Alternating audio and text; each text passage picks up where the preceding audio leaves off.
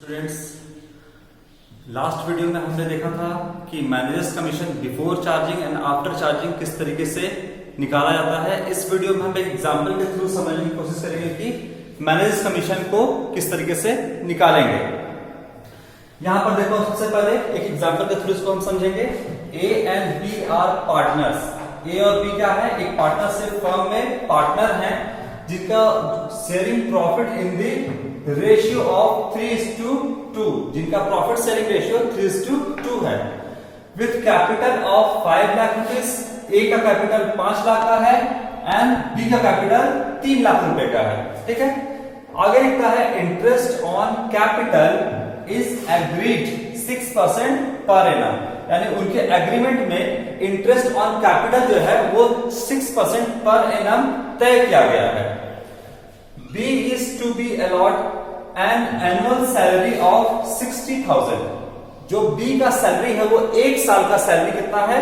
60,000 रुपए। यहां पे गौर करिएगा, एनुअल सैलरी लिखा हुआ है। ठीक है, यहाँ पे पर मंथ नहीं लिखा हुआ है। अगर पर मंथ 60,000 रहता तो उसको 12 से इंटू करते हैं। ठीक है, लेकिन यहां पर लिखा हुआ है एनुअल सैलरी, यानी एक साल का सैलरी B को कितना देना तय किया गया है? 60,000 रुपए। ठीक है, ड्यूरिंग द ईयर 2018-19 जो कि हमारा करंट ईयर है, the profit prior to the calculation of interest on capital. Profit जो है हमारा प्रायर यानी पहले, इंटरेस्ट ऑन कैपिटल के पहले हमारा प्रॉफिट जो है, but after charging the salary amounted to rupees 1,80,000, 1,80,000। मतलब समझिएगा, यहां पर क्वेश्चन में कुछ गड़बड़ कर दिया है। क्या गड़बड़ है? वो कह रहा है कि इंटरेस्ट ऑन कैपिटल देने से पहले का प्रॉफिट और 20 का सैलरी देने के बाद, यानी कि आफ्टर चार्जिंग 20 सैलरी। हमको जो प्रॉफिट चाहिए वो बिफोर एप्रोप्रिएशन चाहिए। यहां पर लिखा हुआ है आफ्टर चार्जिंग 20 सैलरी। आप अभी प्रॉफिट में से बी का सैलरी को नहीं दे सकते, क्योंकि इसके आगे आपको लिखता है कि a provision of 5% of the profit is to be made in respect of commission to manager। आपको मैनेजर को कमीशन देना है, इसके बाद आप बी का salary, interest on capital, partners को कमीशन आप दोगे। मैनेजर कौन होता है? मैनेजर एक कर्मचारी होता है, एक एम्प्लॉय होता है। आप जो भी खर्च है जो चार्ज अगेंस्ट प्रॉफिट है, जो मैनेजर को कमीशन दे रहे हैं वो क्या है? वो चार्ज अगेंस्ट प्रॉफिट है। तो सबसे पहले आप प्रॉफिट जो आया है, जो प्योर प्रॉफिट आया है, नेट प्रॉफिट आया है, ठीक है ना, उससे पहले आप क्या करो? मैनेजर को कमीशन दे दो। उसके बाद जो आपका प्रॉफिट आएगा, नेट प्रॉफिट, उस प्रॉफिट में सारा हक किसका होता है? उस प्रॉफिट में सारा हक ऑनर का होता है। तो अभी यहां पर क्वेश्चन में लिखा हुआ है कि आफ्टर चार्जिंग बी सैलरी, क्या प्रॉफिट होने के बाद 1,80,000 है, तो बी के सैलरी, यानी बी कौन है? यहाँ पे मेरा ऑनर है। ऑनर को सैलरी देने के बाद प्रॉफिट 1,80,000 है, जो कि गलत है। अभी आपने मैनेजर का कमीशन दे दिया है क्या? अभी आपने मैनेजर का कमीशन नहीं दिया है। तो देखते हैं यहां पर, यहां कहता है प्रिपरेशन, प्रिपेयर क्या करें? Profit and loss appropriation account and partners capital account. यहां पे देखते हैं, सॉल्यूशन देखते हैं इसका, फिर समझ में आएगा आपको सारी बातें। सबसे पहले आपको मैनेजर का कमीशन देना है, उसके बाद जो प्रॉफिट बचेगा, नेट प्रॉफिट, वो ऑनर का प्रॉफिट होगा। यहां पर आपका प्रॉफिट जो दिया हुआ है वो 1,80,000 का प्रॉफिट दिया हुआ है। ठीक है, इसमें आपने सैलरी दे दिया किसको? बी को, जो कि आपका ऑनर है। और बी को सैलरी कब दिया है? तो बी को सैलरी आपने दिया है मैनेजर को कमीशन देने से पहले आपने दिया है। ठीक है ना, आप मैनेजर कमीशन दे दो, उसके बाद जो बचेगा आप उसको सैलरी, जो नेट प्रॉफिट आएगा उसमें सब सैलरी देते जाओ, इंटरेस्ट ऑन कैपिटल दो, जो देना है आपको, जो मर्जी वो दो। तो सबसे पहले 1,80,000 का जो आप प्रॉफिट है, इसमें बी का सैलरी जो दिया था उसको ला करके ऐड कर दो, गलती को सुधारो। कौन से अकाउंट में? तो प्रॉफिट एंड लॉस अकाउंट में 1,80,000 का प्रॉफिट है आपका, जिसमें से बी को सैलरी दे दिया था, जो कि गलत किया था, वापस लो, जोड़ो इसको। तो अब मेरा नेट प्रॉफिट जो आया वो कितना आया? 2,40,000 का।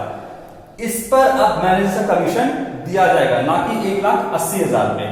मैनेजर झगड़ा नहीं कर देगा, मैनेजर लड़ाई नहीं कर देगा कि अरे आपने बी को सैलरी देने के बाद प्रॉफिट को कम कर दिया और इस पे आप हमको दे रहे हो कमीशन, तो मेरा तो कमीशन कम हो जाएगा, जबकि मैंने मेहनत किया था नेट प्रॉफिट ज्यादा से ज्यादा नेट प्रॉफिट कमाने का।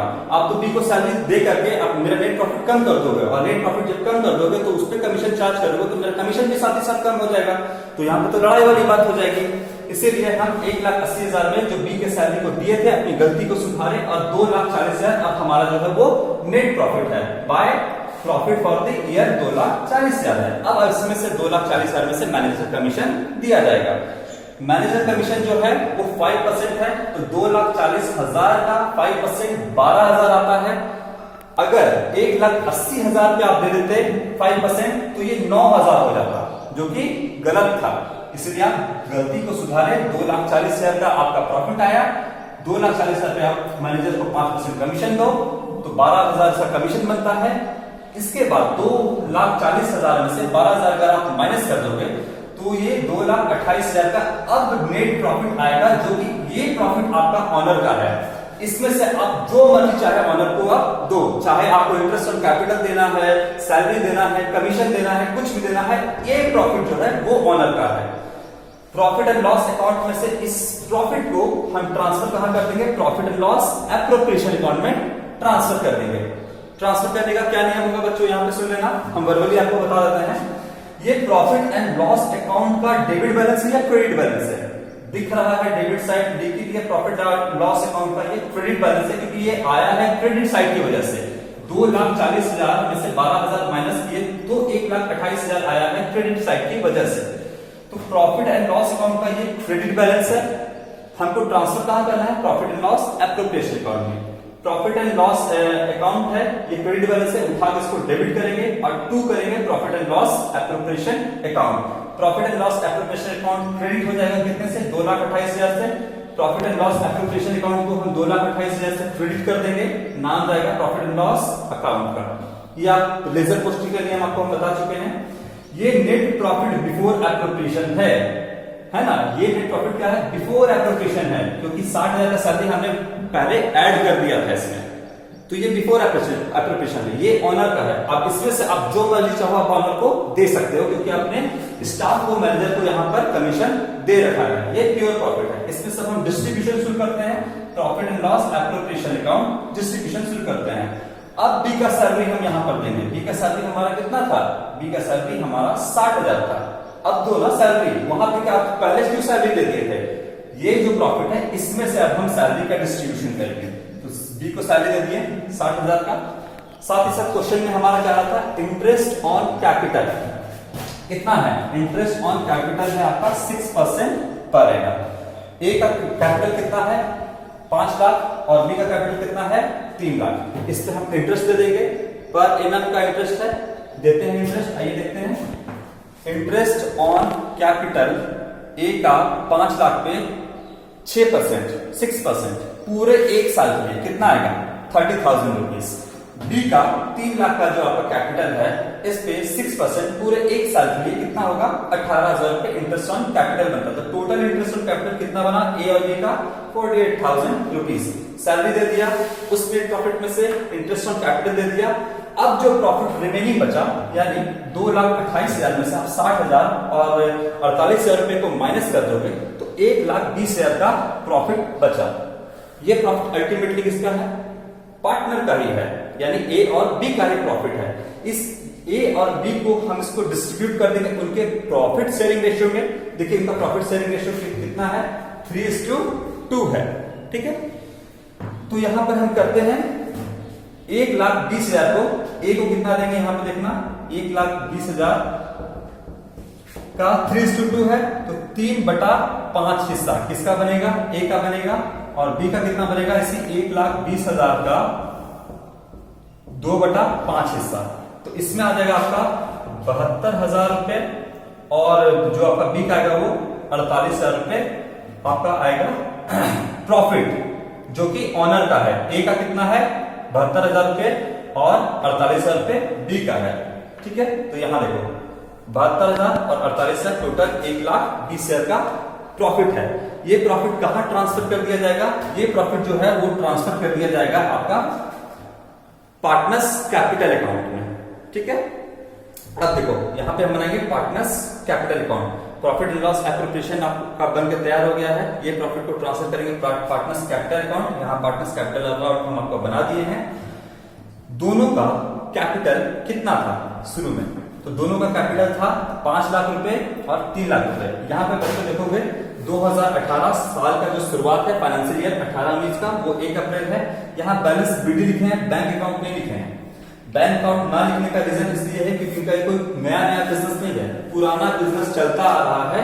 इसलिए यहाँ पे हम बैलेंस पहला इसके पिछले साल जो 2017-18 होगा वो पार्टनर्स कैपिटल अकाउंट में बैलेंस सीडी बचा होगा, जो इस साल आकर बैलेंस बीडी बना है ना कंटिन्यूटी में।